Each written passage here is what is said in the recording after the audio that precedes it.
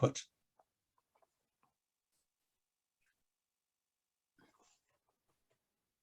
Dinesh. Thank you. Thank you, John. Thank you, Joe. Here I can say we are very much lucky and proud to have Dr. Ann Marie on our board here at the GBS. I'm one of the representative of GBS. I'm a professor here.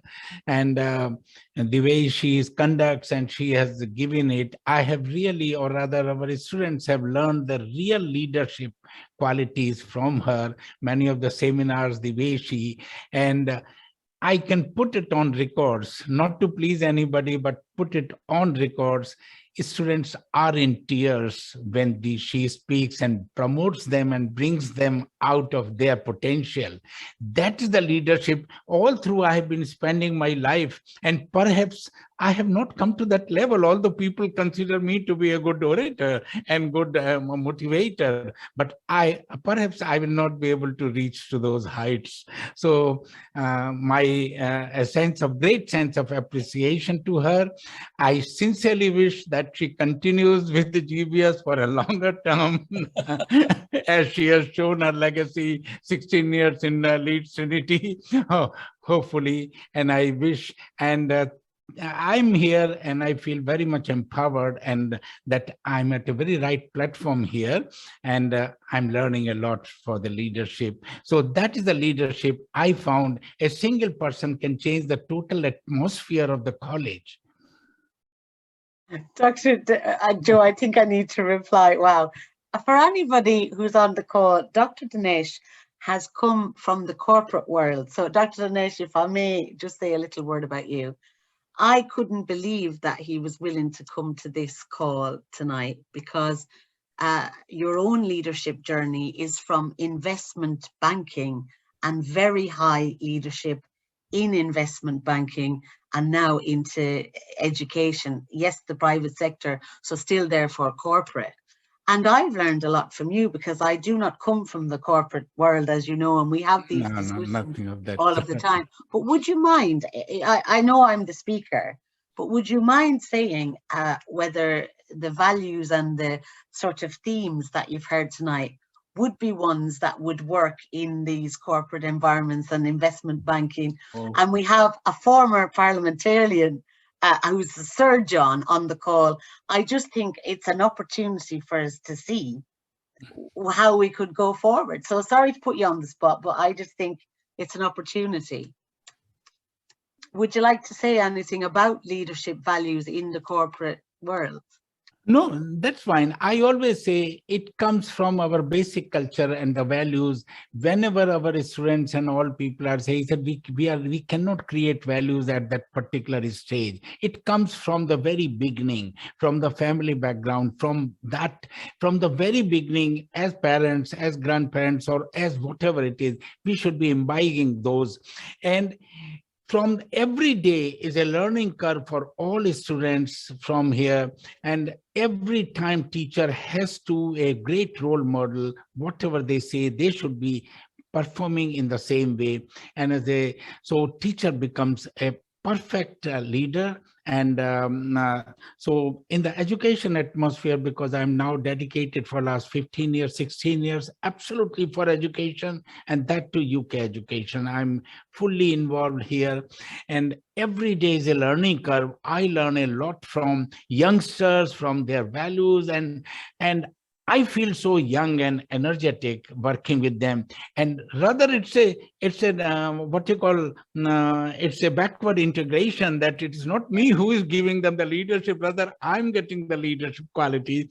And I feel so young and energetic involving with them. And I think we should definitely be very much open, not showing our authority or position that we are there, what we are. No, it's all not up to the mark. It is that humbleness, involved with them, understand from these youngsters, and see their potential. Let that potential go. You never know, they would be the next PM. Yes. You never know, they would be the next Deputy Prime Minister. I mean, everything is open, and Yes. they are the one, those who would be leading our great country to the great values and great level of this thing, and we would be the world leader as we are now. Yes. So we will continue to that. Otherwise, if the values are not inculcated and not deeper into it, you never know where it may slip down.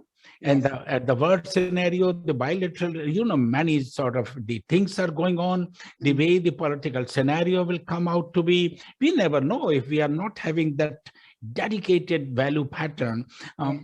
We will not like to, our heart will bleed in case that values are gonna, we are losing the position or our slot in the world politics or world level of power. And I always, as a corporate, as you have asked me this, I can never lose this sight of having and controlling the power. With the leadership, it is okay, leadership, motivation and all, but the power has not to be lost. In the corporate world, we should be the world leader. We should be commanding. We should be having the final laugh. This is what I feel, and I never lose sight of that. Every time, even with the GBS also, we will have the last laugh. That's how I do it. When I represent UNESCO conferences and all, there also I say it, no, it is a value. This is how it is to be done. I never compromise on that. And it goes hand in hand. And it is something which is achievable and which can be inculcated. And it should be through that. Youngsters, we should find our future leaders, leaving all our ego and everything. We should find good leaders in them and inculcate. That's what, in a humble words, I can only narrate that. Thank you, Dr. Dinesh. And I know that wasn't prepared, but David is asking about the leadership of the present government. We have the right person to answer, which is John Battle. But can I just say, Dr. Dinesh, I'm glad you made the point about values, because so often we're in justice and peace, so we're used to conversing with, like most people on this call, I know. You're the new guy on the block. I know we work together now, but I wouldn't have had a corporate executive in my meetings to do with theology before. And so this cross dialogue for me is really important and inspirational to hear that you're on board with listening, humbleness, and that we learn from our young people as well, as much as they learn from us. It's a web of relationships, isn't it? We're not just a vacuum of we lead and they listen. We empower and they can go ahead, actually. So I'm looking at John Battle, because John, you must have something. I think you get enough from me, but I've got other people I think that would be good to hear their voices. Edward, are you signaling to speak? Edward, no. Anyone else, please? Joe. Hello. Sorry, I'd just like to follow up Dinesh's comments there, because I'm retired now, but I've worked in the corporate world as well. And for over 10 years, I worked for General Electric Corporation, one of the biggest corporations in the world. Now, I wouldn't like to comment on their values at the present time, but when I worked for them, which was in the 90s, there was very much a very strong set of values around giving people the opportunity to do things. So not holding people back, letting people fail and mentoring them. It was felt to be very important that if people wanted to try something, you gave them the opportunity insofar as you were able to.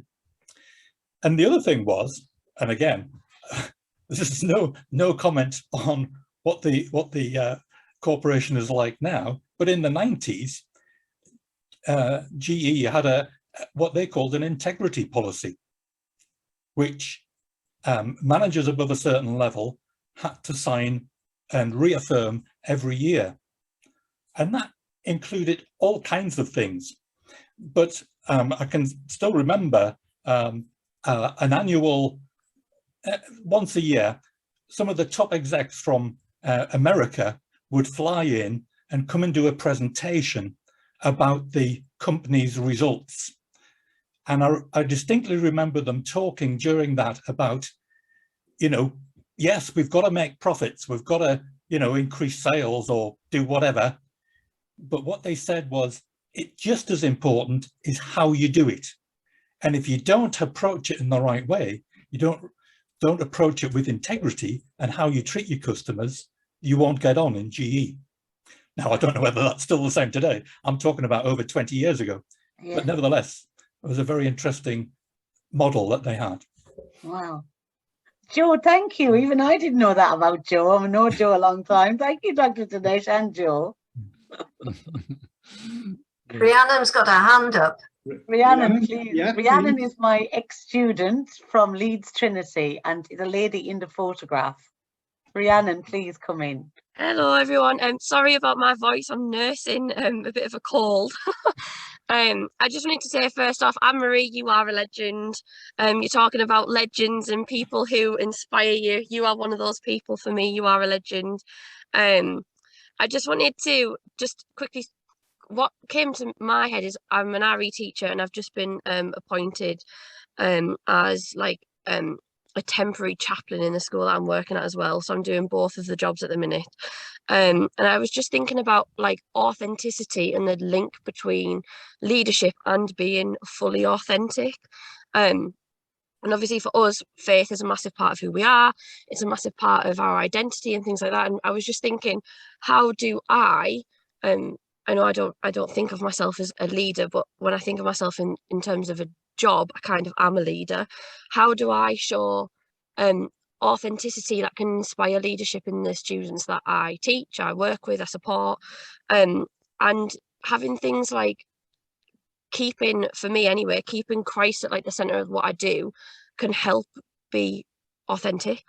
And as well, just showing the children and the people that we teach that actually doing little things with love. Like one of my favorite things to say of them is that quote from Mother Teresa where she says, do small things with great love. Like I think that is such an amazing quote to use, because it's evident across every person's life, no matter if they're in secondary school or if they're if they're retiring. It's something that all of us do, and I think as a collective that's how we can show true authenticity within our own leadership roles. So yeah, that was just a little thought that I was having on how we can try and do that to promote young people wanting to be leaders. And I mean, the kids that I teach all the time, they say, oh, miss, are you just pretending to be Catholic because you're an RE teacher? And I'm like, no, I'm not. Like, I actually am Catholic. I believe. And like, I do go to mass, and they're like, what, you go to mass on a Sunday? And I'm like, yes. But once they actually see that you actually live out that gospel value, you do things with love, you keep Christ at the center of all you do, you know that they are all unique and made in the image of God. I do think it resonates with them, and they have those virtues that we were just mentioning. They have that compassion, they have that understanding that they're all people. And I think that does help to inspire them to be leaders, but also to have in the back of their head that when they are leading or they are doing things, even if it's like small groups in class, they are doing it with compassion, love, respect, treating everybody as equals. So I think there's a massive direct link, and I was doing some reading on this the other day on authenticity, promoting your faith, and leadership. Yeah. Rhiannon, I'm so delighted that you could come. And when I asked you permission to use your photograph, I was thinking, to be authentic, should I tell her what I'm going to say? And I made an executive decision to not do that. And the same with John Battle and others, because I knew you were going to say no. So I just leave that. And I'll ask for forgiveness after the call. But I am so inspired by what you just said and shared in this forum, because that is leadership, Rhiannon. What you've just done and what you've just said is authentic and leadership, in my opinion, because you have had the courage to share your experiences in your job. And it doesn't matter what level we're at. We all learn. And I've just learned from you that you're interested in figuring out how do you continue to be authentic and inspire young people. And one of the ways I think, Rhiannon, is that we do it in community with people who have led, no matter what sector. Like I'm learning, even though I'm meant to be delivering this talk, this conversation is inspiring me too, and I'm learning. So for me, if we're always in that community, we do it together, we're always learning to be better and more authentic. And David Jackson, if I may share, I was in his breakout group, and David, it'd be lovely to hear from you. And David is reading Diarmuid O'Murrachu's book. Please come in, David. And there's a thing on leadership in it. about being the companionship of the empowered. And I said, David, please mention this phrase. So Rhiannon, and it's not the only response, but my initial response, given the inspiration in this group just now with corporate people, educators, everything, all sorts, how to be authentic is to remain in this companionship of the empowered. And Rhiannon, you were a leader when you were a student, as were other leaders on this call, my students, because let me remind you, you used to come to me and say, Anne Marie, the group needs to have an extension on this assignment. And I'd say, why, Rhiannon? Because there's 10 other assignments due on the same day. I'm exaggerating, but you'd say they're bunched up, Anne Marie, please can you do? And remember, you used to laugh because what would I do, Rhiannon? Take out my notebook. Little post-it notes. And post-it notes, exactly, and write it down and then get back to you. That was leadership. And that enabled me to do my job. So if I got a promotion, it would have been on the basis of all of those relationships. So I didn't do that by myself. So for me, you are also a legend. So thank you. David Jackson, I'm going to embarrass you, but would you like to come in? Yeah, just for a second. I mean, there's a load of thinking going on. But there's a sort of emerging theology which is moving us away from good old Catholic guilt into a sense of well-being and of being regarded as the imago Dei, made in the image and light, and working towards the likeness of God. But Dermot O'Murchu has got this lovely idea that the phrase "the kingdom of God" from the Hebrew is better translated as a companionship or a company of the empowered. And I think that could be a very useful criterion by which to measure the efficacy of most things that we do. Is liturgy furthering and transforming us and helping us, equipping us to be a community of the empowered and empowering? And the same with lots of other things.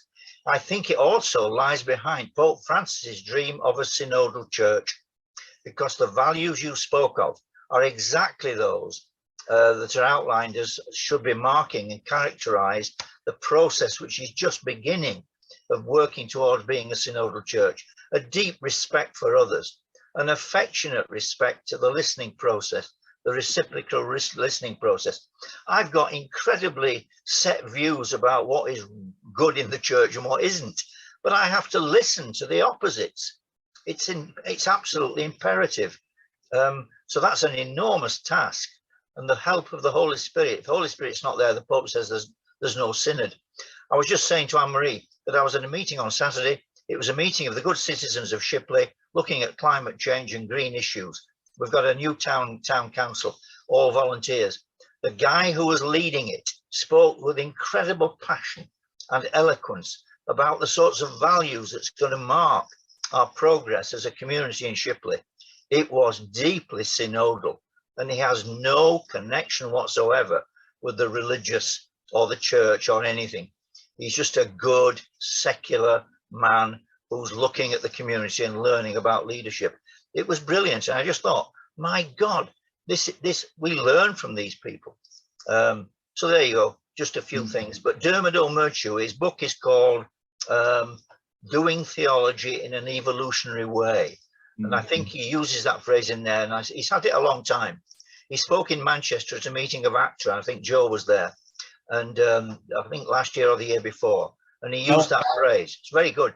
And he also did a day of reflection for the Justice and Peace Commission last year, in which he expounded on those themes. And if you haven't got time to read a whole book, just Google Dermot O'Murchu. Yeah, it helps if you can spell it, mind. Dermot O'Murchu, Diarmuid. Yes, it's taken me about a year to find the spelling. Can somebody put that in the chat, actually, for those who, I will. I'll put that in the chat in a moment. Okay. But if you go to his website, dermotomurchu.com or whatever it's called, you'll find that there's a 4-page article about just what David's been talking about, which might be a little bit easier to read. Yeah. Joe and John, may I come in on a point that has just come to me, if you don't mind? I have in my hand Kevin Kelly's book From a Parish Base. And I was reading it the other day because thanks to John Battle, I've opened my theology books again. So John knows what that was like for me.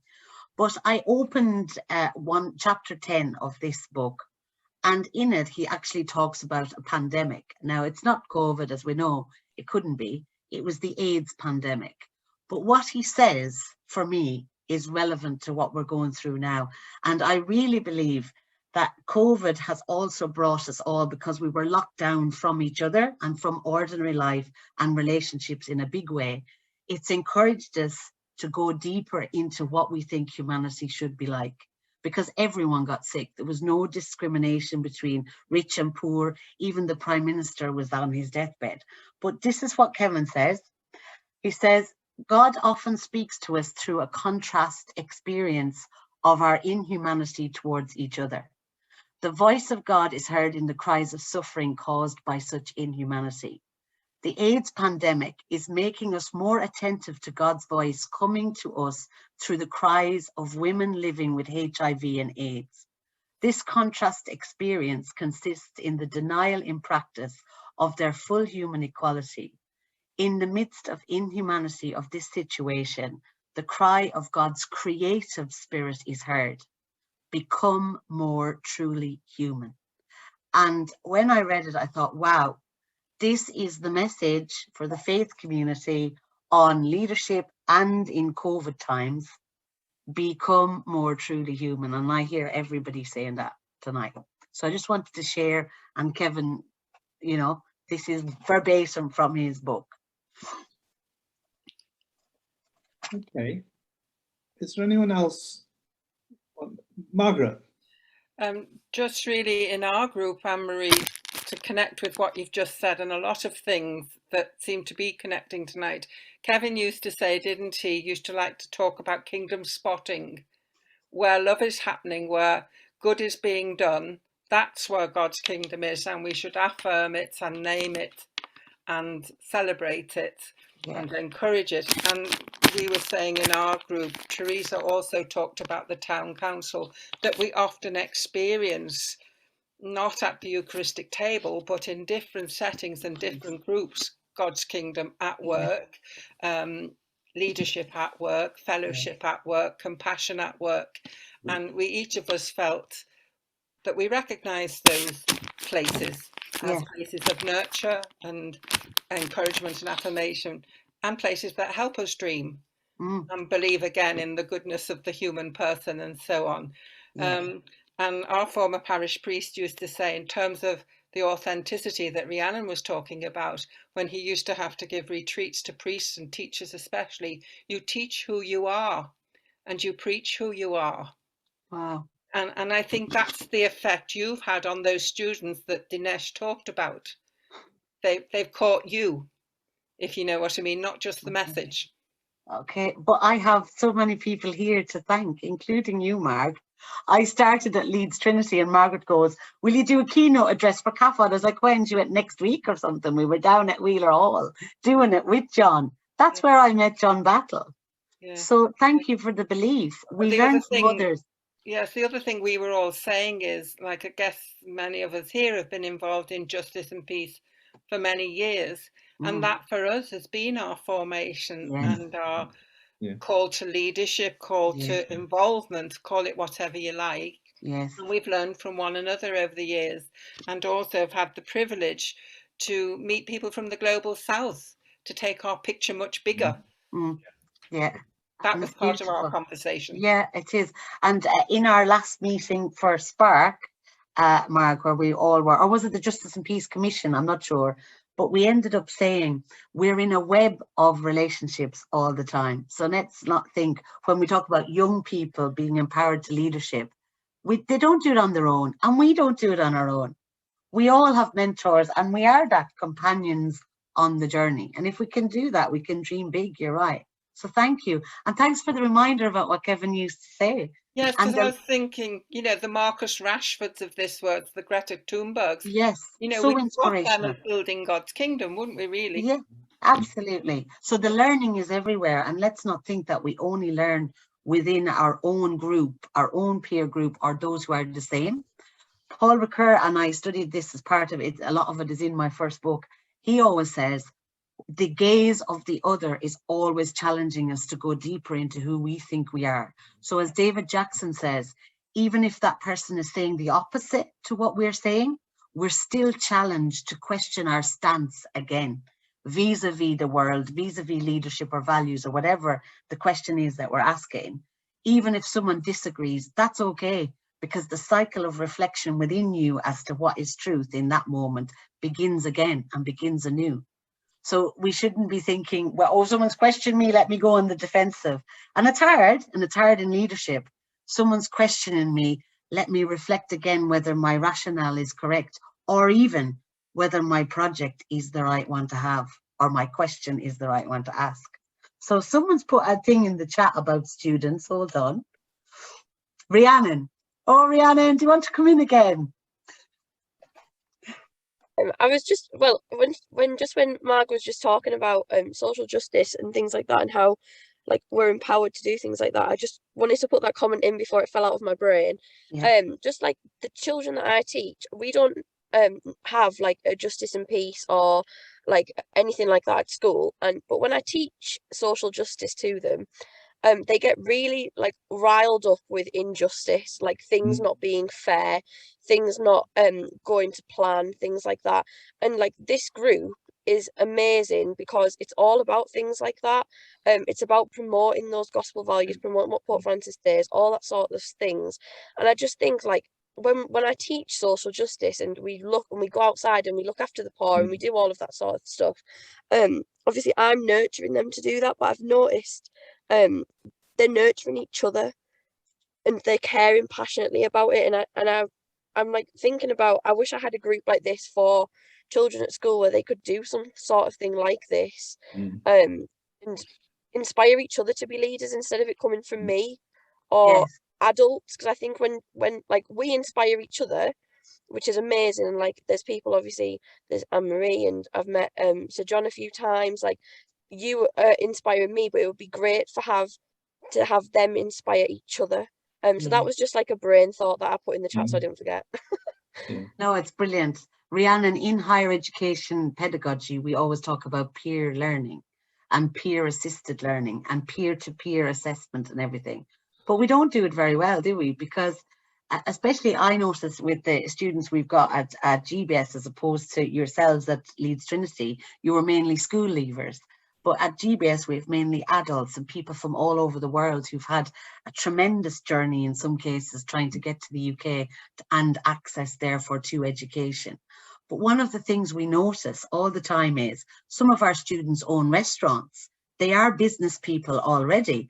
And so we can't go in and go, oh, what is it to have a business? What is a business to them? They tell us and they tell each other how to do things. So it's a web, isn't it? It's a web of understanding, of not presuming, when we bring it back to leadership, that the leader knows everything, and that the leader should be humble enough to know they know a drop in the ocean. They're allowed to lead, but they have to allow others to know more. And, you know, Rhiannon, I agree with these networks of justice and peace. My worry about the church and my worry about the whole discipline of moral theology, as John and others know, is that we're not teaching the theology in the universities anymore. So we have to take responsibility within the diocese networks like this. So if we can help you in your school, Joe Burns is running a project, Spark project, which he can talk about in a minute, that you can help us and we can help you. Companions of the Empowered, David Jackson and Diarmuid O'Murraku. Joe, do you want to say a word about the Spark Justice project in a few sentences, just so people are clear about what it is? Yeah, so just a very few sentences.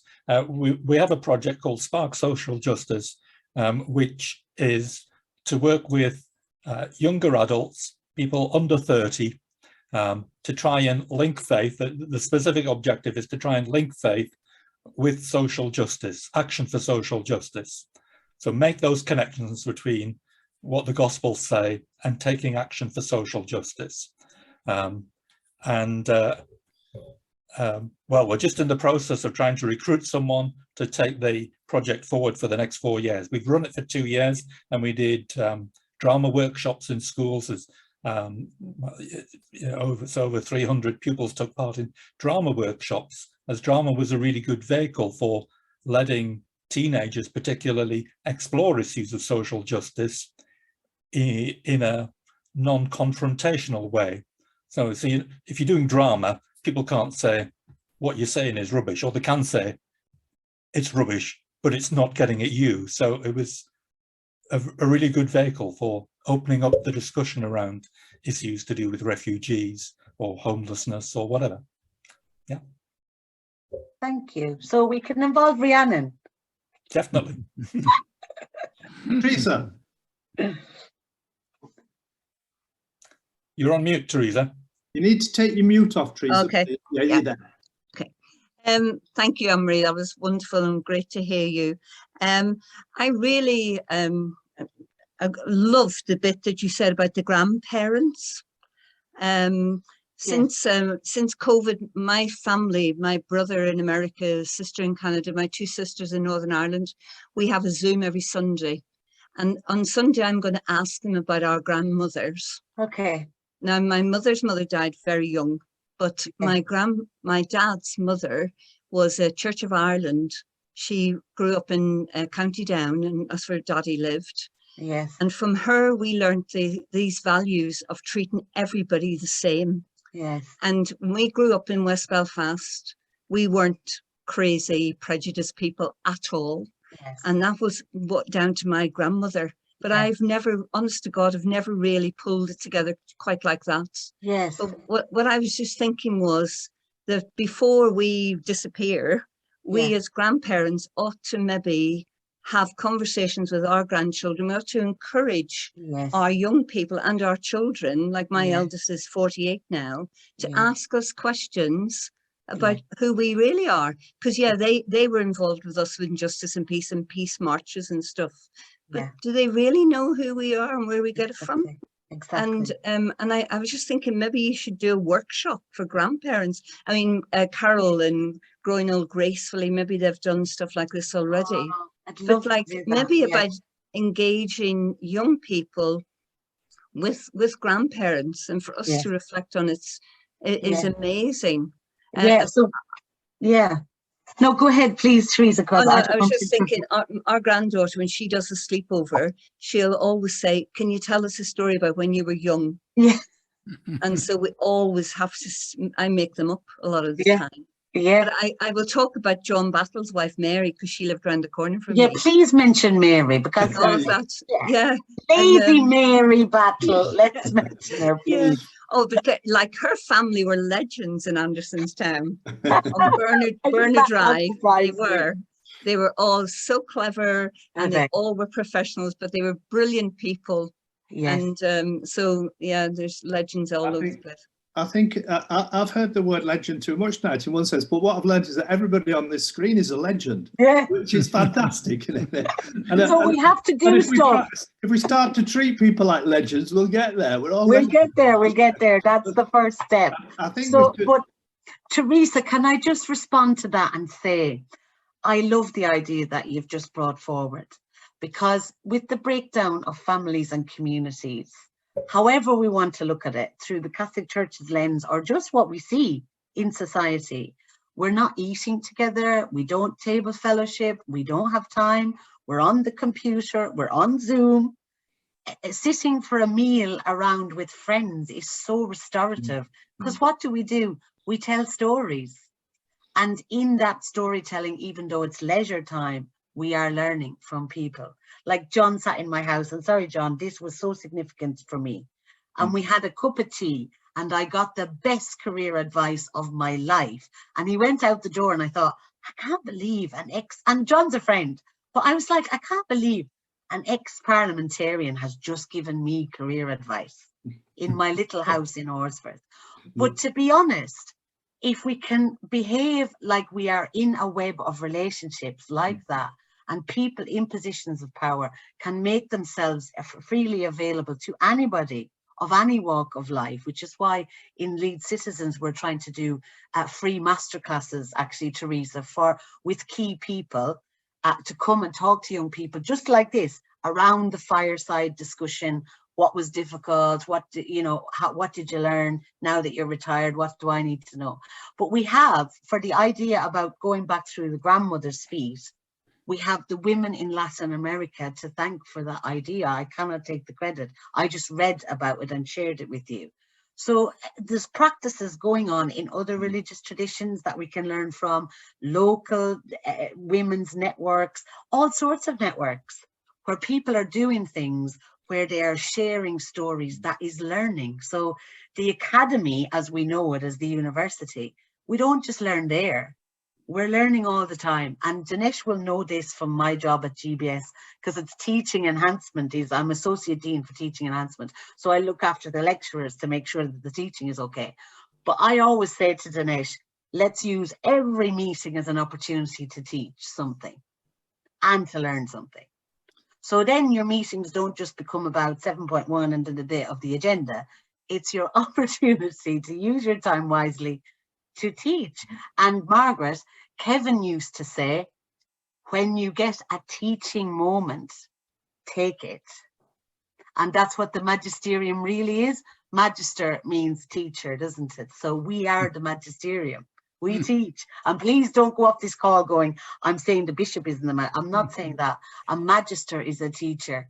We teach. So let's teach. And Teresa, let's do it. Young people talking to grandparents. There's a huge learning. I miss my grandmother. She lived to 98 years old. I miss her, the stories, everything. Totally miss her still. To hear someone else's grandmother talk to me, I would be in my element. And so would everyone else. So let's do it. And thank you. I think we're going to have to shut the shop tonight. I think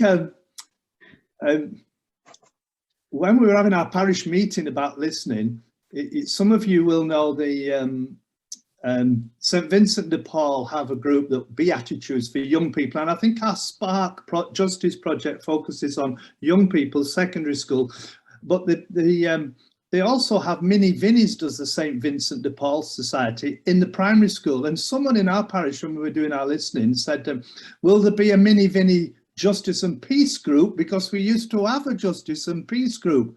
And it was someone from another parish. Now, I just thought tonight to think of it, what age should we start? Because the youngsters are starting really young with really good questions about social justice. There was once, I went in a primary school, as you might do as an MP, and the teachers had arranged me to meet the school council.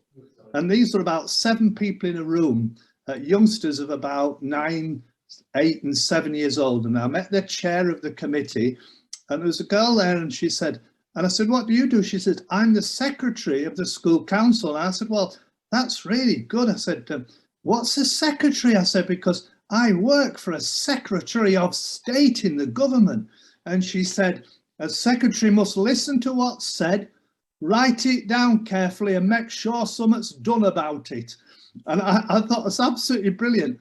Weeks later, I was visiting, there was a row in the neighbourhood about a ginnel. The men wanted to keep it open to cut through to the pub, and the women thought it was a bit dangerous for their families. And there was a great row. So they organised a Saturday afternoon meeting in somebody's house, and the women had, the lady that was actually hosting it had cooked buns and tea. The rooms were crammed with people, men and women from the neighbourhood. This bloke blazes into the room and shouts, I'm not here for these damn meetings. I'm telling you that ginnel's staying open so we can go to the pub, and it's dissolving into a massive row. There was no structure to the meeting. But wonderfully, that little girl was outside on a bike. So I went out and said to her, can you come in a minute? She came in and I said, will you say to me what you said you do at school on the school council? And she says, yeah, you listen carefully to what's said, you write it down and you make sure something's done about it. So I said, would you like to run this meeting? Because these adults don't seem capable of doing it. And I just think we don't ask the youngsters to actually take the lead enough. And just one other final story, a great friend of mine was from the Jewish tradition, and he was an agnostic, and he was pretty critical of Catholics, really. He developed, he was a great professor of politics at Manchester University and wrote some really brilliant books on the trade union movement in the UK and the history of the labour movement. And one day I went to see him and he was jumping up and down. He said, I went in Waterstones and that bloke Francis, that Pope Francis, he's amazing. He says, page 56 of that book in Waterstones. I said, what's on page 56? He says, walking. It's all about walking. And Francis had written that leadership, that we were a people on pilgrimage, the people on the journey. And he said leadership was about walking. And as we're walking, sometimes you need some people out front to really lead us in the right direction. But you also needed people in the middle to keep talking and keeping people together. And you also need people at the back to ensure that people could keep up. And it wasn't necessarily the same person. And Lewis Minkin, who was his name, this great advisor on politics to people, he said, I'm going to photocopy that page and send it to all the political parties and all the political leaders, because that's what leadership is about. And he was really enhanced by that idea of leadership, sometimes in the front, sometimes in the middle, sometimes at the back. And I thought what I've learned from today is that some of that kind of leadership is being developed in the corporate sector now, in some of the corporate sector, but it's not been developed in the politics, and that's the problem.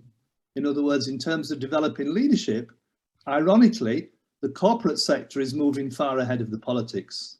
And that's why we've got the problems perhaps that we have in politics. And I just think we can take that from some of the comments that have been made. And that's really opened my eyes to some of the comments that Dinesh made and yourself, Anne Marie. But Anne Marie, just a word of great thanks to you for really opening up a massive issue tonight. Yes, faith, spirituality, deep reflection, and what do we mean by leadership? And let's look to the youngsters as well. But thank you for all the work that you've put into doing this. We're going to make a lot more use of you. Take your mute off and clap. But thank you, everybody. And I was among friends, and thank you for John Battle for encouraging me to open my theology books, because I honestly believe they were closed for good. So you are an inspiration too, and thank you, everyone else. I think one more thanks, of course, is Joe Burns. He knits us together brilliantly, because he puts on these shows, he does all the technical development, but also the ideas. He ain't just pressing buttons, this guy. He's got the ideas, the imagination to make us communicate in new ways, and he's superb. So Joe, thanks for all the work that you put in. Into Great the background, leader. but also making sure we've got a foreground. And thanks to everybody for coming and taking part tonight, and hope that we can join up again before too long around some other theme or some action. And just before we go, let me just share with